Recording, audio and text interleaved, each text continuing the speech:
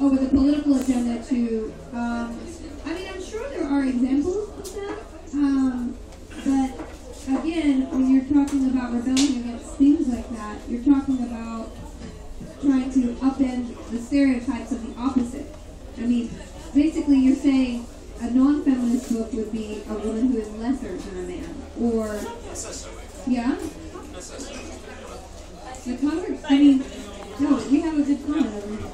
I was about to say that you just had to go to the 70s and to science fiction in the 70s where the authors were looking for, through science fiction, to talk about worlds where men and women are equal, how we could talk about gender.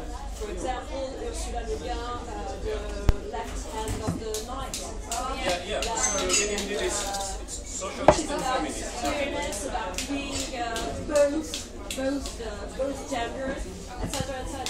And I think that from the moment you're a woman writing a book, well, you're feminist, or you're doing a very bad job of writing. No, I think there shouldn't be, the question shouldn't be, is there a feminist way? I think feminist should be like basic thing, like not sexist. I think that the question should be, is there sexist fantasy? That's the thing. No, I see what he's saying. He's saying, are there books out there with the specific agenda to counteract, to promote primarily a feminist as far as presenting the spine of the book as a feminist agenda, specifically, not just a strong female character. It's something Yeah. like what was did in the 70s. Oh yeah, I mean, I don't know if I've seen a lot of examples, and I wish I can't remember a book I just read the other day, a book that was a very great science fiction book, and the main character is specifically not referred to as a gender. And there are, through the whole book, she is a robot. She basically is a clone of about, damn it, there's like 1,000 clones of her, and she's the one that survives. But I refer to her as she, but really the whole book you don't know if she's a man or a woman at all. And it's actually a primary function of the book to not specify that. So I would say that would be an example.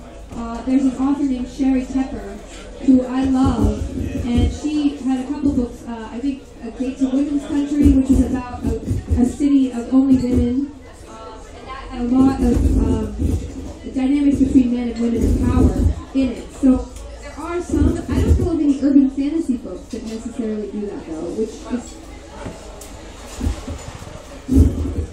I think that urban fantasy in general is a feminist fantasy, because when you look at the series, not the except the Dresden Files, where you have a male leading character and it's not the point of the story, but mainly urban fantasy books are about a strong female character and what happens to her in her life and how she gets through everything, being a girl, having superpowers, and I think it's really basically the definition of feminist fantasy. And for me, well, when you go more into paranormal romance, which is categorized in the same, which is together in France with urban fantasy, you get more traditional women and characters who are not strong like the characters in urban fantasy. But for me, a girl like Anita Blake or Mercy Thompson or these kind of girls, they are the definition of feminist fantasy.